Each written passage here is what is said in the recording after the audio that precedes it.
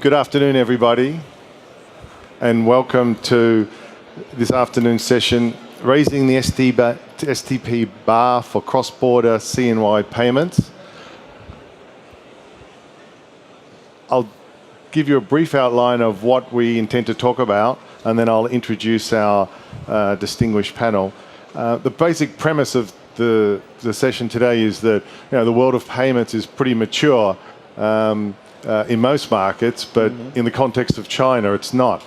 And at times, the STP failure rates exceed or get up to 50%. And what we want to discuss here today with the panel is what is causing those failure rates, what can be done to address those, and whether or not they will be effective. The proposals that we want to talk about. And we're hoping for some practical, real solutions here from the session. My colleague, David Dobbing over there, will be taking notes and making them available later on. So let's get started, shall we? Let me introduce, first of all, myself. My name's Eddie Haddad. I look after the sales and account management relationships across Asia. I'm based in Singapore. Today we have a very distinguished panel. In no particular order, in the order that was given to me on their bios, let me introduce them. First of all, Michael von Tremitis. He's the Global Head of Trade and Product Management at Standard Chartered Bank. Michael has been with Standard Chartered for 19 years and has done a variety of roles from consumer banking, client coverage, investor relations, and transaction banking. Michael is currently responsible for Standard Chartered's trade finance business globally. He's the chairperson of the SWIFT Offshore CNY working groups for cash and trade, and thank you very much for doing that. And he's a leader in the RMB space, recently being recognised by the Asset as the Renminbi Banker of the Year in the Industry Achievement Awards of the AAA Treasury Trade and Risk Management Awards. He's a board director and an honorary treasurer of Kelly Support Group, a youth-focused Hong Kong-based charity. Julio is our next panelist. She is from the Bank of China in the clearing department. Ms. Hu graduated from Beijing Foreign Studies University in 2005. She's been working on business requirements, infrastructure project management, business workflow design of various bank internal systems, including interface system to China's domestic RMB and US dollar settlement systems, and a global platform ever since she joined the Bank of China in 2008. With the development of the RMB as an international currency in recent years, she is devoted to the establishment of offshore RMB clearing centres and participated in designing clearing models for offshore RMB centres in Malaysia, Taiwan, and the Philippines. And finally, Jochen Metzger is the head of the Department of Payments and Settlement Systems at Deutsche Bundesbank. Since 2006, Jochen has been the head of the Payments and Settlement Systems at Deutsche Bundesbank. He holds a master's degree in economics from the University of Mannheim. Jochen has been a member of the Bundesbank staff since 1988 and previously held positions in the markets, payments and infrastructure area of the bank. He has also served as the Bundesbank representative for Latin America, as the German embassy in Buenos Aires, Argentina, from 2000 to 2003. He was a senior policy advisor and member of the Secretariat of the Financial Stability Forum at the BIS in Basel. At the Euro system level, Jochen is a member of the Target 2 Securities Board. He also represents the Bundesbank in G20 Committee on Payments and Settlement Systems and is responsible Senior Officer for Cooperative Oversight of CLS. He also chairs the working group establishment of RMB Clearinghouse, which is part of the Renminbi initiative in Frankfurt, sponsored by the Hesse Ministry of Economics. Thank you very much, lady and gentlemen, for participating in today's forum. Let me start off with a bit of an opening question, and I'll get your views on on it from each of you. So it took the Japanese yen, 40 years to get to the position it's at now in terms of its ranking in global currency trade. If you look at the SWIFT currency tracker, and the RMB has gotten to the same position in probably 6 or 7 years in terms of speed. So 40 years versus 6 or 7. What is your view for how quickly the RMB takes over the Japanese yen, or what is your projections in terms of, it took 40 years, but it was done in a very, very concentrated period for the RMB. Does it now slow down, or does it continue with that kind of velocity? Julio? Okay. Based on the predictions of Bank of China, we believe in next 5 years, RMB is going to ranking 2 levels higher, because currently it's ranking number 7 in the international currency, and in next 5 years we are expecting ranking number 5. This is our prediction, and I think I believe international banks like Standard Chartered may have your own predictions. Yeah, funny enough, we do that. So actually, we're more optimistic than you. So I think when we look at the renminbi, we think of the renminbi on an irreversible journey to internationalization. And we think by 2020, around $3 trillion equivalent in renminbi will be settled in renminbi in trade finance alone. So we're expecting the renminbi to be the number 4 currency, and we're going to think of a G4 currency after, so dollar, euro, sterling, and renminbi. So we're expecting a major shift in the global economy. China at that time we're expecting to be about the same size as the U.S. economy. So it's going to be a big shift. Jochen, predictions? Yes, maybe not a precise prediction, but I would put myself in the middle, in between Liu and Michael. Maybe slightly closer to Michael. There is just one direction for the RMB, which is upward. And yes, G4 is possible. Okay, all right. In terms of infrastructure and how infrastructure is supposed to help with STP issues, we've seen in China CNAPS 1, we've seen CNAPS 2, we've heard about SIPs, for a while, in fact. Maybe we could ask you now to talk a little bit about the promise of infrastructure and how and the evolution of the infrastructure that we know about, and how it's either impacted or helped with the whole issue of STP and clearing of the renminbi. Julio, maybe you can talk about it in relation to CNAPS 2 and SIPs, but before you do that, I might just get Michael to frame what were some of the issues that existed under CNAPS 1 and then was supposed to be corrected under CNAPS 2, or was supposed to be were addressed under CNAPS 2. Maybe just to help set the scene, and then we can move it on to SIPs. Okay. Thanks, Eddie.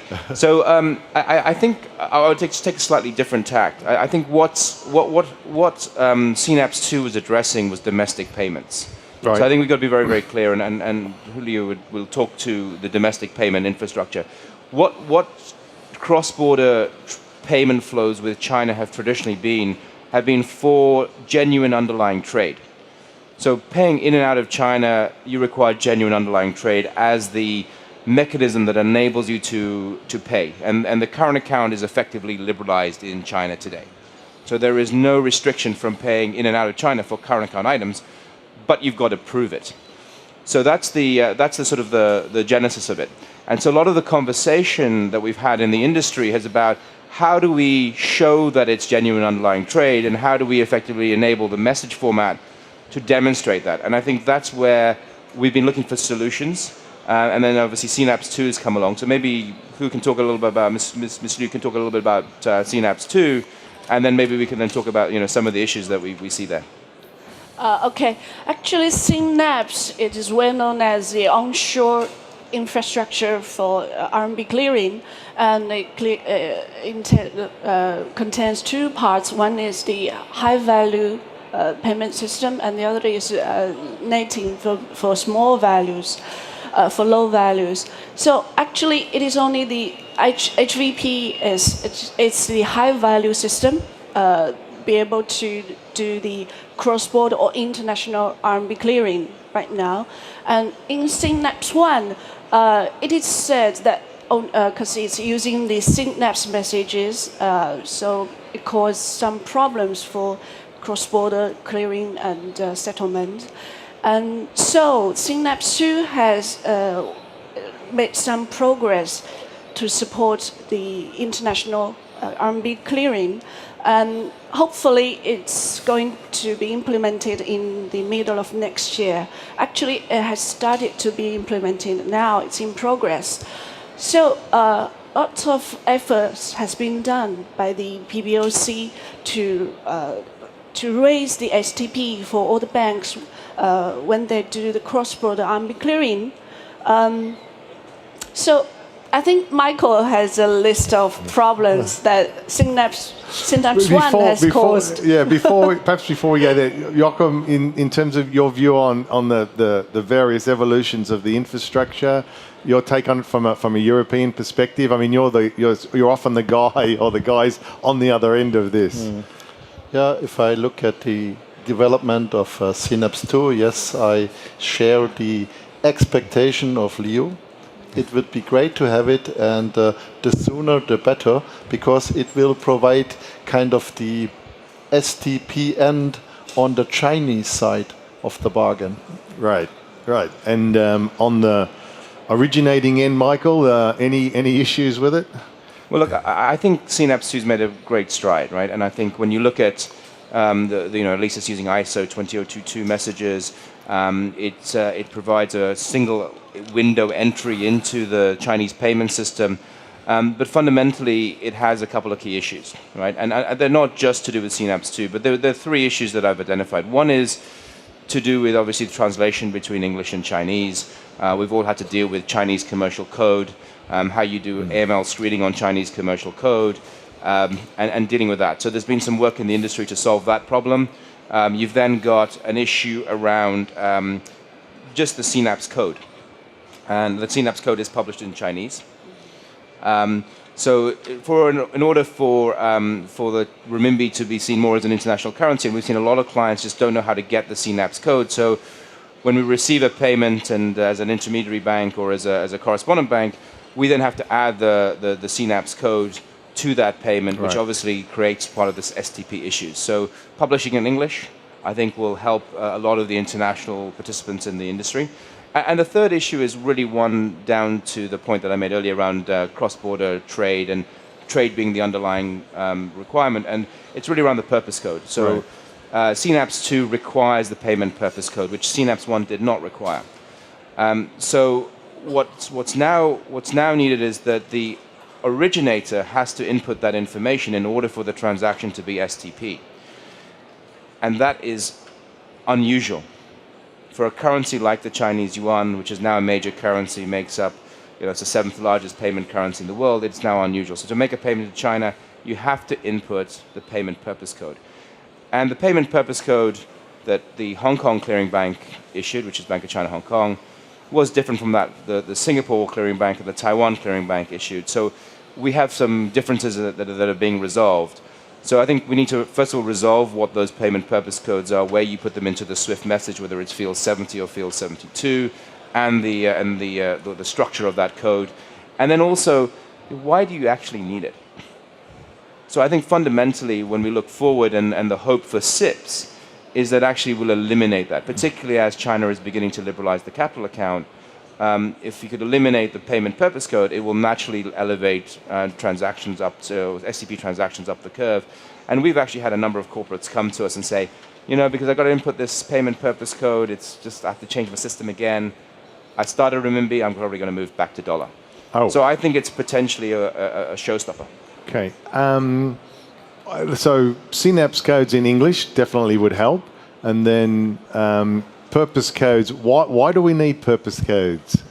Miss Lu? Actually, I don't think we are in the position to talk about the reasons why it is required. I think this is the time for us to accept it and try to solve the problem, and to international community to work together to spare our efforts, to try to help us how to improve our STP rate. Actually, I think the efforts has actually been done right now. The first one is about the CCC code, which is to solve the problem that Michael didn't mention. Because the cross-border RMB messages from China to outside world or to the other world into China, the beneficiary's name, if it's in Chinese name, they're Chinese characters. But sometimes the SWIFT does not support Chinese characters, so the message originators may put some CCC code. But the CCC code version is different in the offshore market and onshore market, and even different from Taiwan and Shanghai and Hong Kong. Yeah. Sorry.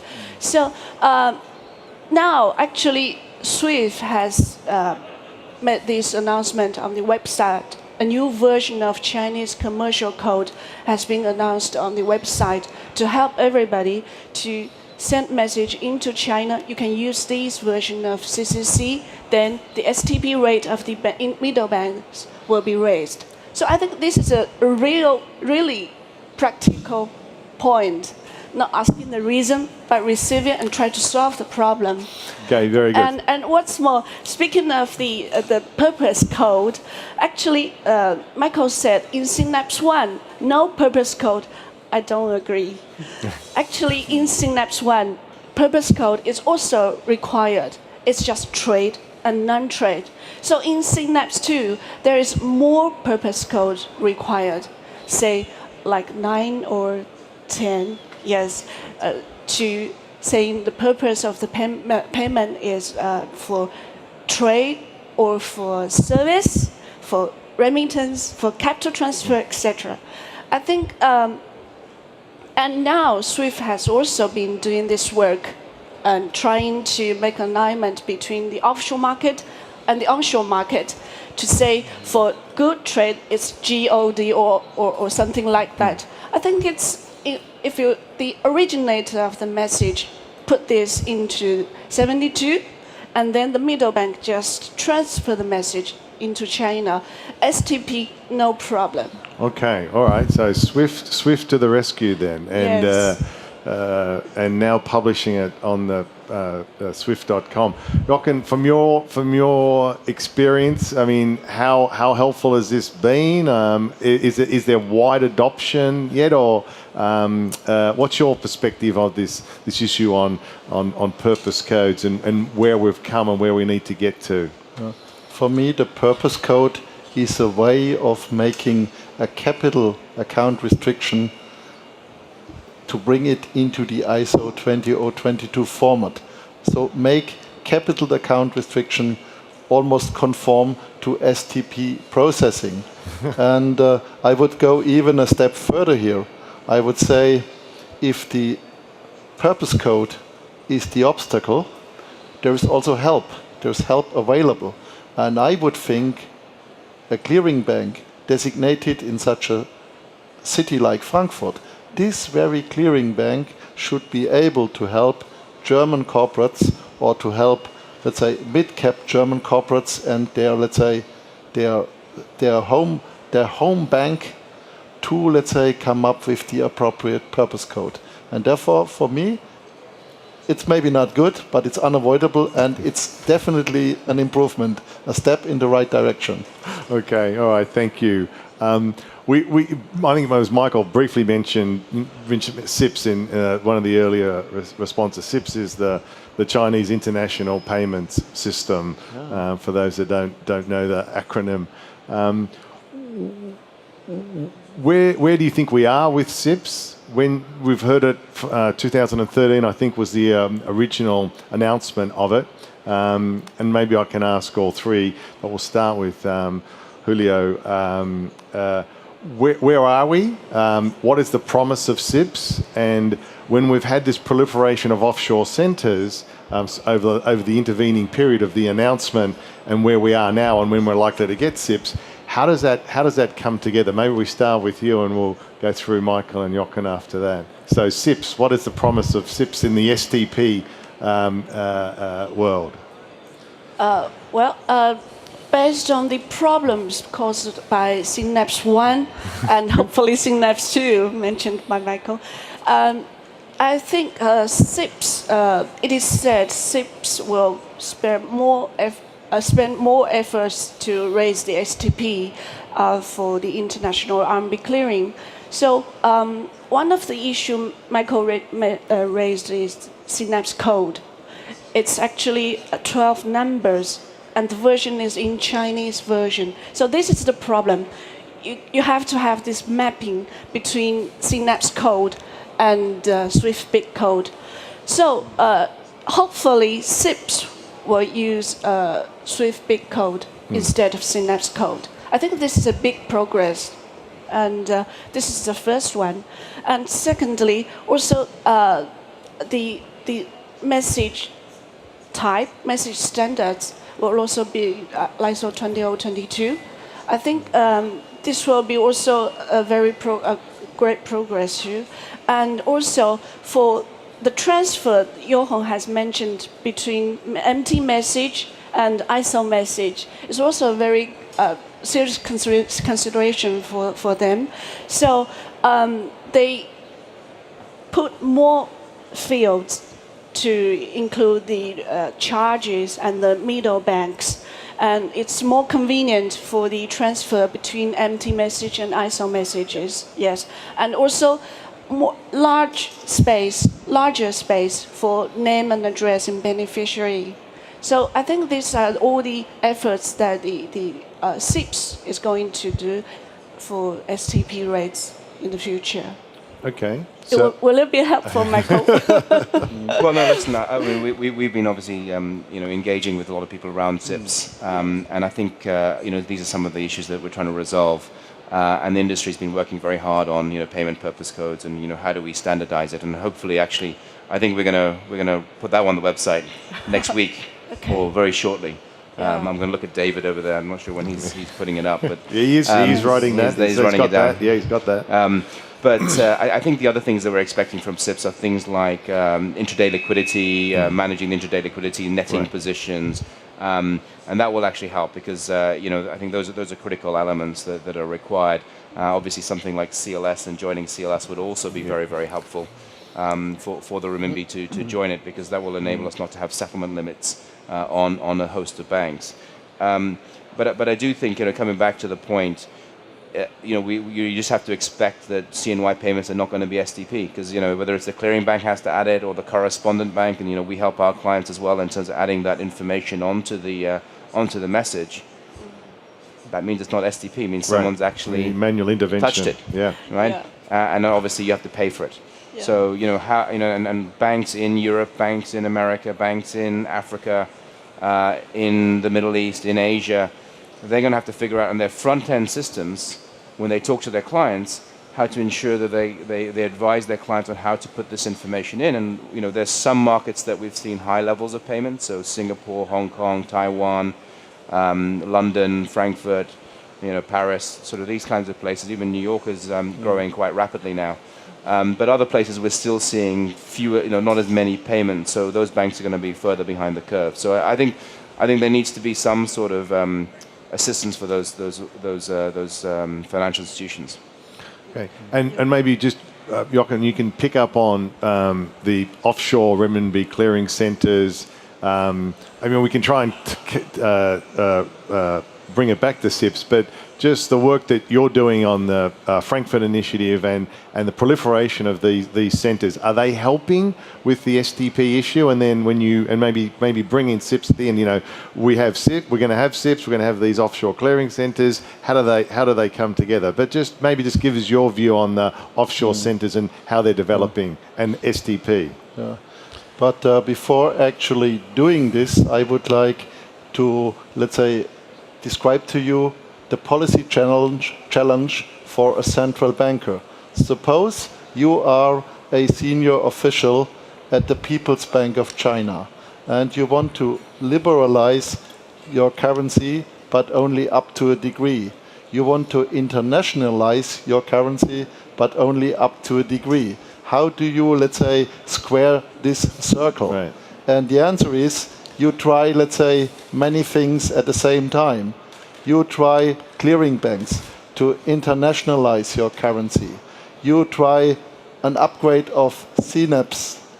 You try SIPs. You try, let's say, working on the quotas. And you try everything. Right. And now, what does this mean for, say, Frankfurt as an offshore center? If this is the policy concept, what is our role?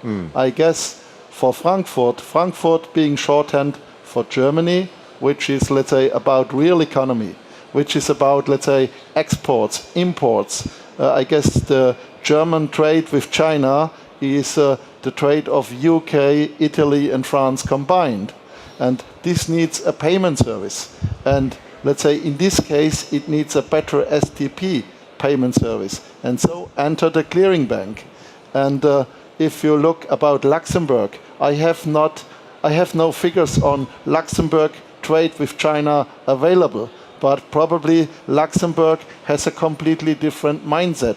They want to do asset management. They need a clearing bank to back up asset management. If you go to Paris, maybe it's a mix of both. And so the vantage point for me in Frankfurt would be that there is lots of volume. Frankfurt is a very, very big knot in the SWIFT network, in the RMB.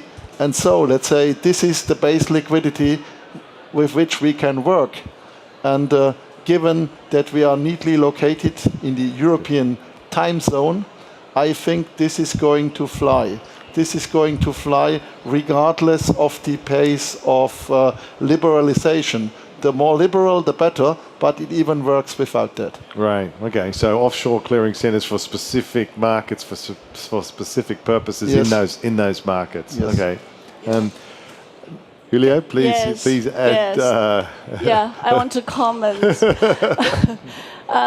Actually, speaking of the clearing banks, I believe this is a good example of how STP of RMB clearing can be raised.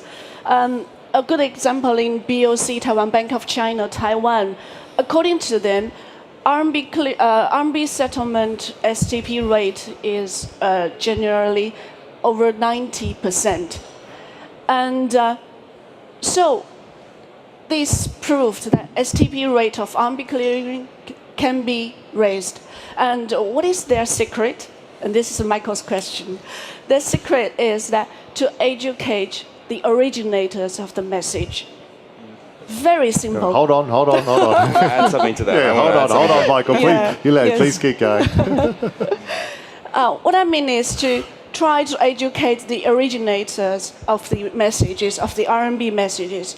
Please put the purpose code on 72 field. Yeah. Very simple. And this is also a very good opportunity for you to do your promotion and to do marketing, because education, marketing goes together. So I think it will be a very good one for you to raise your STP and to promote RMB business at the same time. Can I jump in? Please. Okay, I just want to check. So I agree with your second point, which is definitely go out and market. Okay. But I think my previous role, I had the opportunity to look after Taiwan as a market from a trade, cash management, clearing, and security services perspective. And Taiwan is a very manual payments market. What do I mean by that? Taiwan is a market where if you want to make a foreign currency payment, you need to fill in a stack of documents. Right. You got to take it to your bank, and then they input the information, then they send it to the clearing bank. So a lot of work is done before, and the manual piece is before it gets to the message that goes out. So I think that's probably why you're seeing higher STP rates in Taiwan, because the Taiwanese bank know that you need to pay payment purpose code, and they've got the information because they've got the foreign currency, sign-offs and all that sort of stuff. So I think that's probably why Taiwan is, I would say, an exception to the rule. But in other markets, I think we're seeing much, much lower STP rates, we're also seeing much higher reject rates from China when they actually go into China. Because if you send it in for the wrong reasons, the Chinese bank at the end of the what we call the agent bank, who receives the money on behalf of the beneficiary, has to also do a check. Right. So, to Joachim's point, the PBOC is trying many angles. And our view is that that's the best checkpoint. Because at the end of the day, if it's goods trade, there's a customs declaration. Banks in China have access to the customs declaration and can check it. So if you're going to create a non-STP process because of the fact that you got capital controls, control it at the point of receipt. Right. Because if you control it at the point of send, you will create a huge amount of issues and you'll actually slow down the adoption of RMB. That's my only point. Okay. All right. Okay, you think Taiwan is a special case? Okay, to some to some degree it is, because the Taiwan community, they want to do RMB business. They have the desire, so they obey the rules. Which is the rules to name the purpose of the payments? Yes, and correctly, and based on the truth also. So I think this is the reason. One of the reasons. And the second reason is that the good education. You can't deny this is a very, very important issue. To educate the originators of RMB messages, please put these payment purpose codes in 72. I think every circumstance I will say this. I think this is very, very important. Okay. Yes. Okay. Thanks. So it's not the middle bank's responsibility; it's the originator's responsibility. All right. We're going to pick that. We're going to pick that theme up in closing. We have these with the community, and SWIFT is involved to a certain extent on these onshore and offshore working groups. Just tell me what more should happen in those groups in terms of with the market participants feeding into the regulator and coming up with their own education processes up front. Anything else they should be doing? I know, Michael, you're pretty involved in the one in Hong Kong. Your take on it, and then Jochen, perhaps you, if you're not aware of these groups. We can hook you up, but also your take on those kind of market participant groups and the role that they play. Yeah. So look, Eddie, I think we've been doing a lot of work on these groups, and I think the sort of the change in emphasis over the last 12 months. I mean, we identified these issues around CNAP's purpose code, CCC. And so on and so forth, well, long time ago. And actually, as an industry, we've been working very closely to actually identify between the China PMPG, the global PMPG, Taiwan working group, Singapore working group, and some of the European working groups. So I think the coordination is getting there, and I think that's actually, if you look forward, that's what we need to work on, is actually the coordination between these working groups and how we address some of the issues.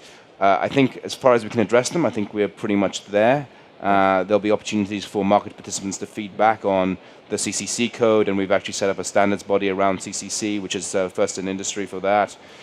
We've got the renewed offshore CNY guidelines, which will be published, and Dave and I have been debating quite a lot on that particular point in terms of how we position it, and we've actually got alignment now between Singapore, Hong Kong, Taiwan, London, Frankfurt, and China.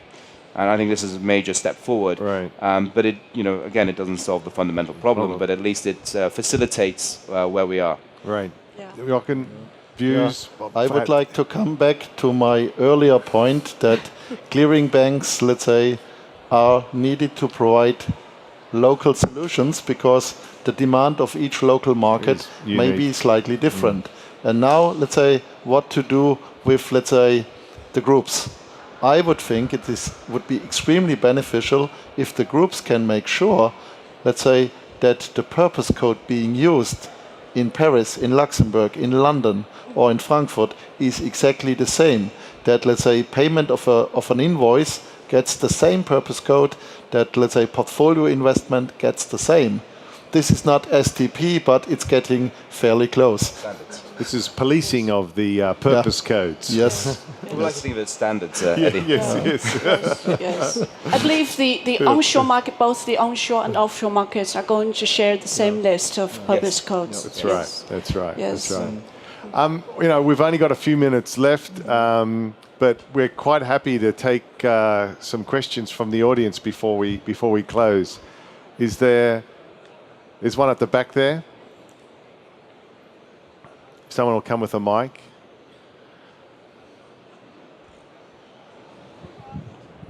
Hi, my name is Alfred Nader with Western Union Business Solutions. I agree with everything you're saying today. Line 72 is very important, of course, as you've stated. But the problem a lot of our corporates are having is that there's a lack of education in the Chinese market.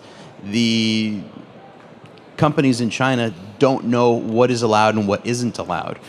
They think that they can't get the export-related tax rebate if paid in the renminbi, for example. So what role do we, as financial institutions, have to not only educate our clients, but to educate the Chinese? I think it's a great question. Yes. I think it's a great question, actually. A very good point. Okay, so why don't ladies first? Yes, thank you. Briefly, ladies first. Next time, Bank of China, please send Elise again. Very good point. International RMB is not only not familiar to the international community, but also not very familiar to the Chinese community too. So I think this is a very good issue raised here. Back to Bank of China, back to Beijing. I think I will do this rapidly to educate these purpose code in Chinese market. This is a very good issue because when the Chinese corporations, when they're doing business in Frankfurt and in New York here, probably they have no idea of what's happening in mainland China for the RMB. And also for the people in mainland China, they may be aware of the onshore market. But for the cross-border and the offshore market, they may have no idea. So this is a very good issue. So you'll be taking back that education ambition. Yes. So our own research shows the same point, which is that SMEs in China don't get it. And there just requires a lot of market education in China. I think the way to do this is to provide your clients with very simple information that you can send to them, do it in English and Chinese, obviously, and allow them to basically go back and then ask their bank locally. But if I look at some of the Chinese banks, they have thousands and thousands of branches. I don't know how many you guys have got, but at least 30,000, 20,000 branches. It's a huge country, a vast expanse. Yes. The multinationals get it. They've gone through the awareness, understanding, and action. The large Chinese corporates get it. The corporates in Hong Kong, Taiwan, Singapore, they kind of get it now. And the commodity traders in Singapore, they get it. But SMEs around the world, including China, we have a way to go. Right. One more question before we close down.